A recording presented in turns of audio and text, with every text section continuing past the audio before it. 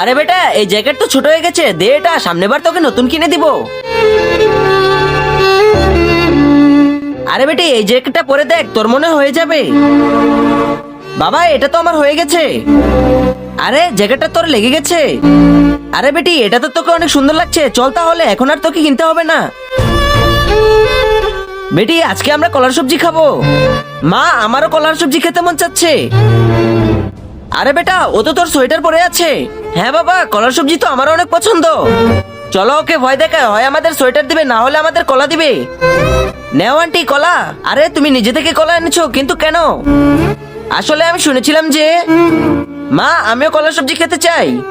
কিন্তু তার আগে তুমি যদি চাও তোমার মা জান্নাতে যাক, তাহলে ভিডিওটিতে লাইক করে চ্যানেলটি সাবস্ক্রাইব করে দাও। আর যদি চাও জাহান্নামে যাক, তাহলে কিছুই করতে হবে না, আর কমেন্টে মা লিখে যাও। ভাইয়ার কলা খেতে মন চেয়েছে।